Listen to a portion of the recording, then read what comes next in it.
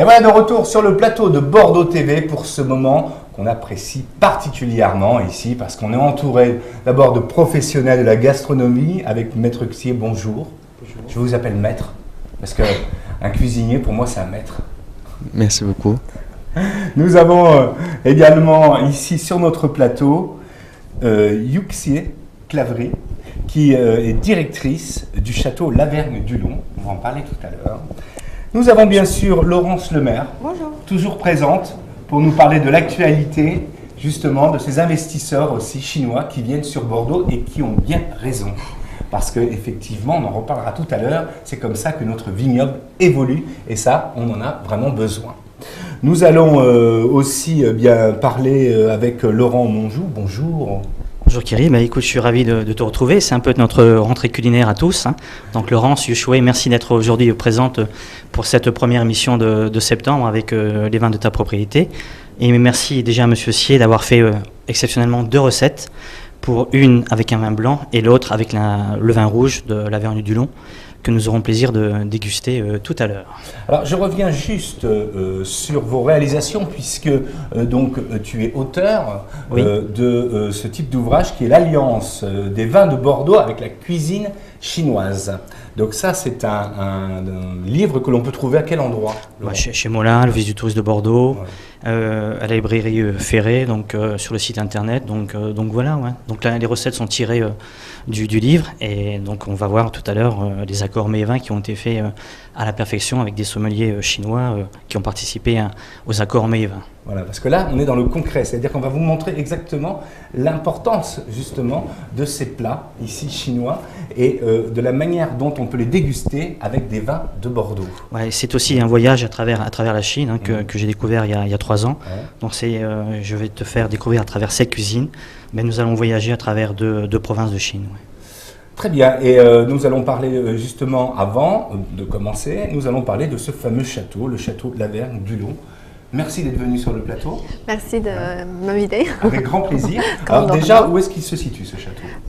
Alors, le château Lavergne du Long, il se situe à Montussan, 15 minutes en voiture de Bordeaux, très près, en l'appellation Bordeaux supérieur, un vignoble d'un seul tenant, en bio et en biodynamie. D'accord. Pourquoi le bio, la biodynamie? C'est pour respecter l'environnement, pour avoir un vin moins de soufre, pour avoir le goût plus naturel et aussi essayer d'avoir la renaissance de terroir. La particularité de votre vin, entre autres, c'est quoi? Comment on le reconnaît? Je pense que c'est par son étiquette qui s'appelle Champ Rouge. D'accord. Parce qu'il est différent que les autres étiquettes de vin de Bordeaux. Qu'on reconnu, c'est le château qui est sur les étiquettes.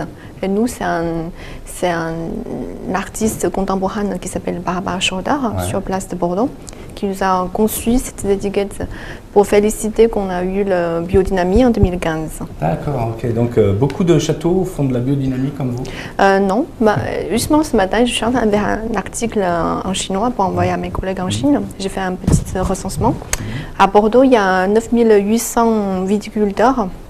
Parmi les 9800, il n'y a que jusqu'à aujourd'hui 30 viticulteurs ont été certifiés par Déméter International pour le biodynamie. D'accord. Vous vendez beaucoup de votre vin en Chine? Oui. Pour l'instant, on en vend beaucoup en Chine. Les consommateurs aiment bien le vin sans soufre et moins de soufre en biodynamie. Ils ont beaucoup apprécié. Et on vend aussi beaucoup localement. D'accord. Ça implique beaucoup d'investissement? Vous savez, un vignoble, surtout ça demande les gens qui sont des savoir-faire et dans long terme. C'est pas un business qui produit l'argent tout de suite. C'est ça, c'est un investissement à long terme. À long terme. Les Chinois sont très intéressés par ces investissements à long terme. Ils investissent, on va le voir avec Laurence tout à l'heure, beaucoup dans le vignoble bordelais. Pour quelles raisons? Je pense qu'ils ont différentes raisons, mais pour nous, c'est pour avoir un vignoble, comme les vignerons français, et de faire exploiter un terroir et de apprendre et de faire le savoir-faire. D'accord. Vous travaillez avec des gens du cru aussi, d'ici de Bordeaux, bien évidemment, pour la culture, pour tout ce qui est assemblage, etc. Comment ça se passe? On travaille avec certains techniciens qui sont pointus dans le domaine. Par exemple, on a notre conseiller onologique Marie-Laurence Porte qui vient de Onosens Laboratoire. On travaille avec Anne Calderoni qui est une femme conseillère biodynamie. D'accord. Notre chef viticulture et maître de chai, c'est M. Thomas Kisten, de mon âge, très vaillante, rentré d'Argentine. Et il a travaillé là-bas pendant 8 ans pour biodynamie. Et là, il rejoint nous pour continuer à la Vergne biodynamie. Et on vient d'avoir une seconde exploitation qui est Pierre Dufourc, qui a aussi travaillé longtemps dans le onotourisme du vin et aujourd'hui qui a voulu investir personnellement dans la production. Ça nous fait une bonne équipe. Honnêtement, comment les investissements chinois sont perçus dans notre région? Honnêtement, sans langue de bois comme ça. Je pense Marie-Laurence, peut-être, elle peut mieux le... Excellent. Non, tu peux répondre. D'accord. Eh bien justement, Laurence, puisque toi tu es notre chroniqueuse autour de cette évolution des investissements qui sont faits par les Chinois, alors comment les investissements des Chinois, honnêtement, sont perçus ici, dans notre région? Non, quand même de mieux en mieux. Ouais. Même s'il y a des critiques, en fait les critiques c'est évidemment plus contre notre gouvernement qui ne donne pas les moyens à des vieux viticulteurs qui voudraient prendre leur retraite, qui ne leur donne pas les moyens de conserver leurs biens, de le donner à leurs enfants. Voilà, c'est plus des problèmes économiques liés à l'Europe et à cette crise que nous traversons. C'est vrai que on a toujours envie de laisser nos châteaux et nos biens à nos enfants et petits-enfants. Donc on n'a pas envie de voir ces châteaux partir dans les mains des étrangers, quels qu'ils soient. Bien sûr. En fait, mais quand même... C'est de plus en plus facile. Non, mais c'est vrai que ça se calme, même si il continue à y avoir un château acheté par un Chinois par mois. C'est ça. C'est pas mal. Il y a combien? Il y a à peu près 140 châteaux maintenant? Non, j'en suis à 143 maintenant. 143. Mais maintenant, pour acheter un château, encore faut-il qu'il soit en vente. Ah oui, c'est ça. Voilà. Donc...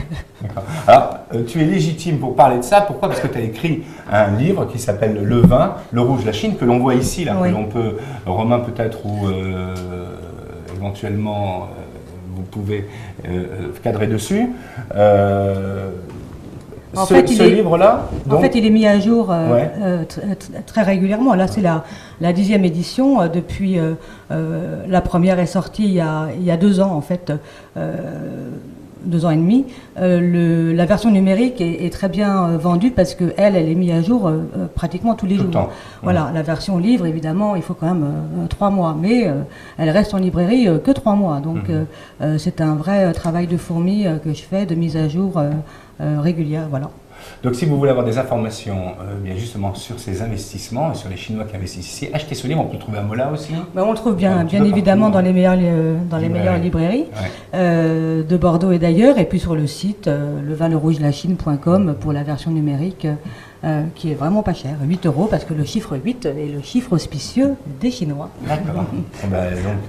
Alors justement, on va parler, puisqu'on parle d'animation, on parle de fête aussi. On a eu la fête de la Lune qui s'est déroulée. C'est cette semaine. Voilà, qui se déroule en ce moment. Alors ça, bien sûr, en Chine, c'est la fête incontournable. Alors c'est quoi la fête de la Lune exactement? Alors c'est une très très grande fête parce que en fait c'est la fête des récoltes, c'est la fête des moissons. Donc les familles se retrouvent dans les champs, dans les maisons, dans les prés pour cette fête des récoltes. Donc nous sommes allés samedi au château de la Baronnerie qui a démarré les festivités. On ira samedi prochain au château, au vignoble des 4 Vents. Ne m'aide pas, Laurent, s'il te plaît. Aide-moi. Chez Lina Fan, voilà, du Clos des 4 Vents. Voilà. On voit d'ailleurs des images de cette fête de la Lune qui s'est déroulée là-bas. Ça, c'était au château de la Baronnerie, effectivement. Donc, effectivement, il y a beaucoup de festivités. Il y a le lâcher des lanternes le soir, où tout le monde se réunit autour du traditionnel gâteau de lune, qui est un gâteau, mais alors là tu prends du poids parce que c'est une pâte feuilletée garnie de graines de lotus et de noix de coco, de haricots rouges, de dattes, et avec un petit œuf de canne au milieu qui représente la lune. Donc c'est vraiment un gâteau. 3 milliards de mooncakes sont produits en Chine pour cette seule journée de la pleine lune, qui est la plus belle lune de l'année, la pleine lune de septembre, c'est la plus ronde, la plus lumineuse, et donc c'est vendredi à 21h en France. Voilà, cette pleine lune. Et il y avait également, je souligne, le château Mouton Rothschild qui avait choisi le peintre chinois Xu Lei pour illustrer l'étiquette de son millésime 2008, puisque le 8 est le chiffre auspicieux. Et donc il a fait le bélier qui représente évidemment Mouton Rothschild et les deux hémisphères de la lune avec les grappes au milieu, et ça fait une étiquette absolument superbe. Voilà. Très très bien. Extraordinaire. D'accord. Donc ça c'était pour nous. Donc ça c'est cette semaine, la fête de la Lune. Et alors, juste une petite question par rapport à ça. Donc la fête de la Lune correspond à peu près, en ce moment on est dans les vendanges au niveau des châteaux. Vous, donc avec les traditions, comment ça se passe en Chine ou en France? En France. En France. Dans les châteaux. Mais on vient de récolter les vins blancs, enfin les raisins blancs, le 7 septembre. Et on va commencer bientôt les rouges à partir de la semaine du 26 septembre. Donc ça tombe bien dans la période de la fête de la Lune. Voilà, le vendange, fête de la Lune, c'est la même période qu'on récolte les produits agricoles. D'accord. Par rapport, donc, voilà, c'est fini par rapport à nos événements chinois? Non. Il y a l'actualité des crus bourgeois du Médoc qui vont donc dévoiler la sélection officielle du millésime 2014. Donc, ils vont dévoiler cette sélection le 20 septembre prochain à Bordeaux. Et je souligne cette actualité parce qu'il y a 11 châteaux classés en cru bourgeois qui sont tenus par qui sont des propriétés chinoises. Donc c'est quand même un classement qui est très très difficile à tenir.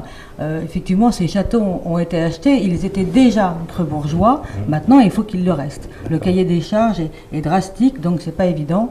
Et puis je voulais rendre hommage également à Frédéric Deluz qui nous a quittés il y a quelques semaines. Non, Frédéric Deluz, c'était le président de l'Alliance des crus bourgeois du Médoc. Et donc il a disparu il y a une quinzaine de jours. Il est remplacé par Olivier Cuvelier. Et voilà, je voulais rendre hommage à Frédéric Deluz qui était un grand monsieur. Et là, par rapport à ce que disait Chou pour les biodynamiques, où ils sont 30, il n'y a que 250, 260 crus bourgeois. Ce sont des châteaux exclusivement du Médoc. C'est une sélection exclusivement donnée au château du Médoc. Voilà, donc on espère que les 11 châteaux chinois vont conserver leur titre de crus bourgeois. Qu'est-ce qui pourrait changer ? Il suffit qu'ils aient failli au cahier des charges, que l'alliance ne soit pas convenable, qu'il y ait un produit qu'ils n'aiment pas, et puis surtout, ils sont tous goûtés par 60 testeurs officiels du bureau Veritas. Non, ça rigole pas. Non, c'est vraiment. C'est Veritas qui fait ça. Oui, c'est Veritas qui sélectionne. Non, c'est vrai. Non, c'est vraiment, c'est tout à fait difficile. C'est pas évident du tout. On saura quand le résultat. On sait ça le 20 septembre 2016 au Palais de la Bourse, donc à Bordeaux. D'accord. Là, on y sera. On y sera. Voilà, et puis une dernière actualité, c'est un hommage à un grand photographe qui a photographié la Chine et les Chinois absolument merveilleusement bien. On voit des images d'ailleurs sur l'écran envoyées par Julie. C'est donc Marc Ribou, qui est décédé à l'âge de 93 ans, fin août, le 30 août, et qui était un photographe de presse de l'agence Magnum. Mais c'est intéressant parce que c'est un des premiers photographes à avoir été autorisé à photographier en 1957 en Chine. C'était quand même un pays extrêmement fermé, même complètement fermé. Oui, c'est ça. Et lui, il a réussi à y aller. C'est dire s'il était forcément éminemment sympathique et s'il savait se faire aimer. Et il y a des photos qui sont marrantes. Il y en a une, c'est la photo de Mao où il est sur un piédestal et il tend les bras vers une cheminée. Et ça, c'est une photo qui fait... il l'a prise en 71, voilà. C'est une photo qui fait rire les photographes chinois parce qu'elle est pleine d'humour et eux ne peuvent absolument pas se permettre ce genre d'humour.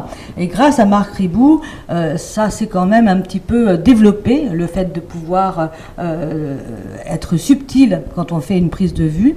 Et de ce fait, les photographes chinois actuellement pleurent ce grand nom et ce grand amoureux de la Chine. Ouais. Nous, on le connaît en France parce qu'il a photographié le peintre de la Tour Eiffel. C'était une des premières photos de lui qui a été publiée dans Life magazine. Voilà, et puis on le connaît pour 2 autres photos. Enfin, il était photographe de presse, donc il allait vraiment au front. Donc on le connaît pour des photos de presse. Mais ces photos chinoises sont sublimes et elles montrent véritablement l'avancée et la progression de la Chine depuis 1957 jusqu'à là. Il y est allé encore récemment. C'était quoi son secret pour pouvoir être accepté comme ça en Chine? Je ne sais pas. Parce que là, il faut du talent quand même. Oui, non, mais il avait justement le talent de faire rire les Chinois, de les impressionner. Il y a eu plusieurs publications et plusieurs expositions. À chaque fois, les foules de photographes en herbe venaient parce qu'ils savaient qu'ils étaient dans un endroit de la Chine complètement paumé, comme Pingyao, qui était une petite ville absolument inconnue il y a quelques années. Et voilà, donc ils savaient très bien qu'il était là et ils venaient. Voilà. Vous le connaissiez, ce peintre? C'est un photographe. C'est photographe. Photographe. Oui, je viens d'entendre parler. Pas moi, peintre, photographe. Je ne connaissais pas avant. Non. Okay. Très bien. Voilà, donc je voulais juste rappeler effectivement qu'il y avait 143 châteaux achetés par des Chinois et donc en 2016, il y en a eu 8 déjà et je sais, sans pouvoir dévoiler les noms, qu'il y en a 3 qui vont être révélés dans un mois, donc c'est ce que je disais, un par mois. Voilà, très bien. Moi ça me va, puisque c'est des châteaux qui en général étaient un petit peu en déshérence, donc c'est très bien. Et puis, concernant les crus bourgeois, je pense que la biodynamie a un cahier des charges extrêmement drastique aussi, et donc je félicite ces travaux. Merci. Ce vin qu'on va déguster tout à l'heure, accompagné des plats de Monsieur Xier. Tout de suite même. Même, on va le faire tout de suite. Alors allons-y déjà, rentrons dans le vif du sujet. Merci beaucoup Laurence pour ta rubrique, toujours aussi bien menée. Donc, qu'est-ce que vous nous avez préparé, chef? Alors, juste avant de laisser le micro à Monsieur Xier, j'ai voulu exceptionnellement, parce que c'était la rentrée, et que tu es un spicy boy, donc on a 2 recettes épicées. Tu as une recette qui est un sauté de poulet, qui va nous développer, et puis une marmite de poisson. Et nous avons un vin blanc de Yushui et le rouge, et tu verras qu'ils vont parfaitement avec ces 2 recettes. C'est un voyage à travers Sichuan, donc ma province. Ta province, oui. L'une des meilleures cuisines de Chine, elle fait partie des 4 meilleures cuisines très renommées en Chine, et puis il y a bien sûr le poivre. Et après le sauté de poulet, c'est plus, on appelait ça la cuisine musulmane, qui était très appréciée par l'empereur de Chine. Donc je laisse Monsieur Xier te développer sa recette pendant que je vais vous servir le vin blanc et rouge. Merci Laurent. Merci. Surtout merci de nous servir. Bonjour. Bonjour Monsieur Xier. Aujourd'hui, j'ai fait 2 recettes. C'est poisson, marmite de poisson, aux épices de façon de Sichuan. Ce plat, c'est très connu en Chine. C'est épicé, on met beaucoup d'épices et il s'appelle poivre de Sichuan. C'est très spécial. Comment ça s'appelle, pardon? Poivre de Sichuan. Le poivre. Le poivre de Sichuan. Okay. Ça, c'est très spécial à Sichuan.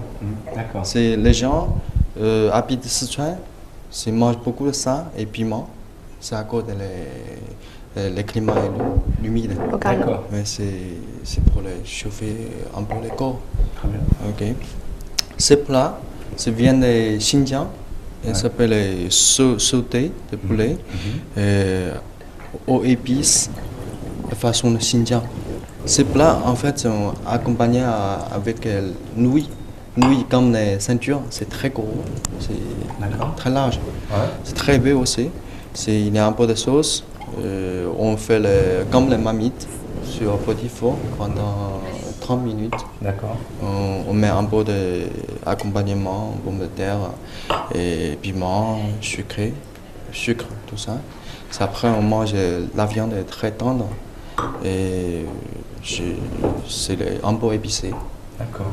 Parce que chez nous, c'est maintenant, ce plat, je pense qu'adapter ces vins blanc, c'est très bien. Parce que maintenant, ces vins, à mon restaurant, les clients pensent que c'est très très bien. Ouais. C'est bien très fruité, floral. J'adore. Il y a beaucoup de clients qui aiment beaucoup.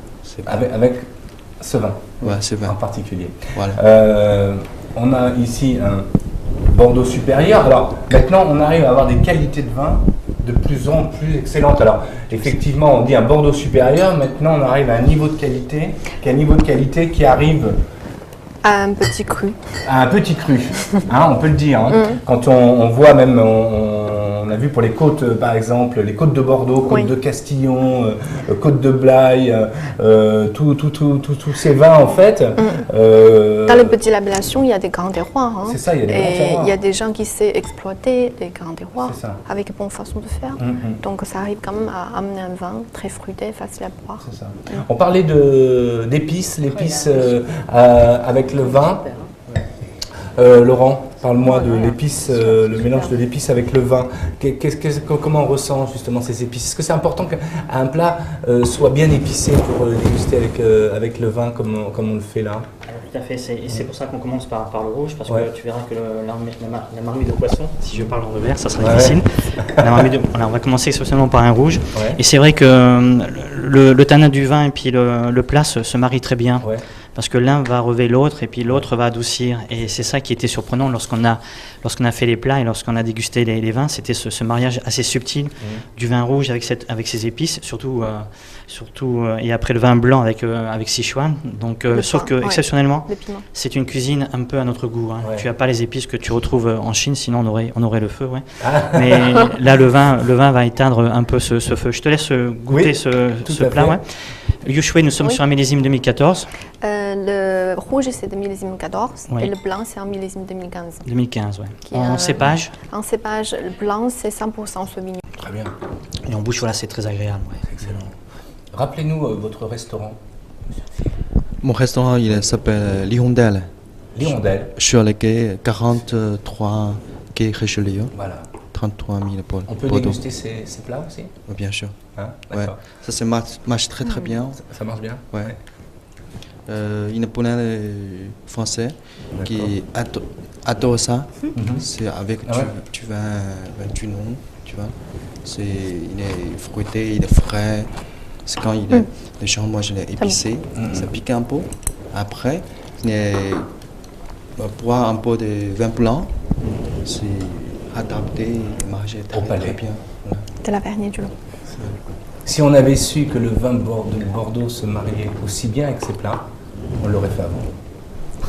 C'est pour ça que je le fais. Je suis convaincu, donc voilà. Très bien. Ok, donc maintenant... La seconde recette, Seconde recette. Je peux me permettre? Je suis convaincue, oui, si on sert à l'assiette. Je ne suis pas convaincue si on a un plateau tournant avec 10 plats. Ils sont en train de changer, ça c'est cette table ronde que tu trouves en Chine, donc c'est vrai qu'ils maintenant ce sont des connaisseurs, donc ils ont appris le vin, donc ils font un peu comme nous en France, c'est un art de vivre. Et quand je vais en Chine, c'est effectivement, on évite d'avoir une quinzaine de plats, mais là tu es dans la culture chinoise où tu as à peu près 13 plats sur la table, hein. Mais aujourd'hui pour faire des accords, ils font attention, C'est pour ça que ils apprennent vite. Je me permettais de souligner ça, c'est vrai que avec un vin comme ça, par saveur, comme tu fais, c'est juste délicieux. Et en Chine, c'est vrai que c'est très agréable aussi. Moi, j'adore les tablés avec les plateaux tournants où on mange, où on pite comme ça, sucré, salé, un petit peu toutes les saveurs, c'est très sympa. Mais il me semble qu'avec ces plateaux, la bière et le thé sont parfois plus judicieux. Et donc, j'insiste que le bon vin, c'est avec des plats à l'assiette. Les bons plats. Voilà. C'est pour ça que les Chinois se mettent au vin plutôt qu'au thé maintenant. Donc voilà, non. Ah oui, le thé c'est mis de côté maintenant par rapport au vin. Tu vois qu'ils investissent beaucoup dans les vins de Bordeaux parce que pour eux c'est un bon marché. Puis la consommation en Chine ne cesse d'augmenter. Donc c'est bien aussi pour les vignerons bordelais puis pour Bordeaux. En Chine aussi, maintenant on fait du vin. Oui, en Chine, il y a des grands territoires qui sont consacrés pour la culture de vignes et faire le vin. Et j'ai remarqué que la Chine a remonté jusqu'au numéro 2 en tant que producteur mondial de vin. Ah ça voilà, alors ça voilà, on apprend quelque chose. Donc ça représente, vous êtes alors après la France? Après la France ou après les États-Unis Les États-Unis sont les plus gros producteurs? Ou l'Espagne. Il y a l'Espagne, il y a l'Italie, mais il y a la France.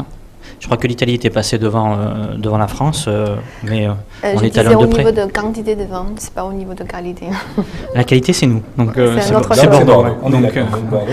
Et après, on va en Chine. Alors maintenant, ce que l'on va faire en Chine, c'est qu'on va importer la gastronomie française là-bas pour déguster le vin chinois avec les mets français. Non, c'est pas ta prochaine étape, ça? Je vais embaucher Laurence alors.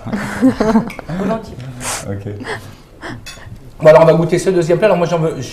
Oui, c'est très bien. Là tu es sur un sauté de poulet qui est aussi épicé. D'accord. Ok. Très bien, je vais vous attendre parce que c'est plus poli quand même.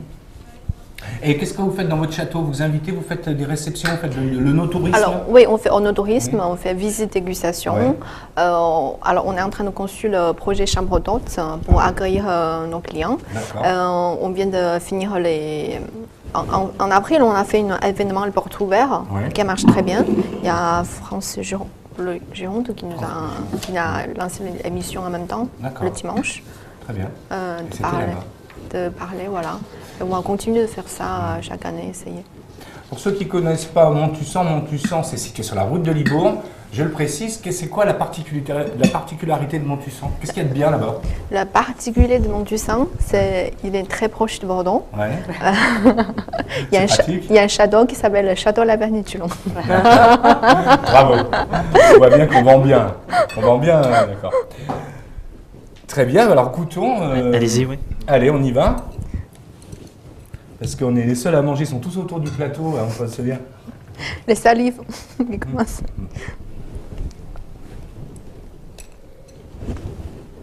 Excellent. Avec le rouge. Il ne faut pas parler la bouche belle.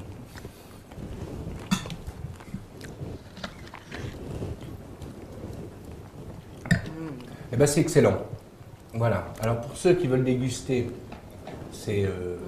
mais je ne sais pas quelle caméra je regarde. C'est pas grave. Je regarde celle-là. Pour ceux qui veulent déguster ces mets, donc vous allez donc au restaurant L'Hirondelle et vous pourrez retrouver, en plus avec l'alliance avec ce vin, et surtout vous pouvez aussi, si vous voulez avoir des informations, acheter le livre de Laurent qui vous donnera tous les conseils pour établir vos recettes. Regardez bien ce livre. Et tu peux faire les recettes puisqu'on les a réalisées, donc elles sont faisables. Cette recette de sauté de poulet, il faut à peu près une demi-heure. Ouais. Donc après il faut avoir les ingrédients, donc il y a suffisamment d'épiceries asiatiques sur Bordeaux, tu peux trouver les ingrédients. Voilà, donc c'est accessible à tout le monde. Et il faut aimer les épices. Il faut aimer les épices, j'adore les épices, mais merci d'avoir contribué à la réalisation de cette émission. On vous attend la prochaine fois, donc à peu près dans 15 jours, peut-être pour une nouvelle émission autour de la Chine, autour des découvertes des vins et des mets chinois. Merci d'être venu. Merci beaucoup. Et puis je vous dis à très bientôt sur le plateau de Bordeaux TV. Merci Laurent. Merci. Merci à toi. Juste un dernier mot, puisqu'on parle de la fête de la Lune. Ce soir, dans quelques heures, Château Guiraud organise à Sauternes la fête de la Lune où il y a à peu près 250 invités. Et ça sera surtout un repas avec de la gastronomie bordelaise, chinoise et avec les vins de Bordeaux. Donc c'est une très belle soirée qui s'annonce pour la fête de la Lune et en plus le ciel est dégagé par rapport à hier. Donc ça promet d'avoir de très belles lanternes vers 21h et 22h pour cette Lune. On ne peut pas lancer des lanternes là, avec les incendies, tout. Quoi qu'il a plu, maintenant ça doit être possible. Je pense que l'arrêt préfectoral a été levé, donc maintenant c'est bon. Donc ce soir, vive les lanternes. Ouais. Vive les lanternes, vive la fête de la Lune et vive la Chine à Bordeaux.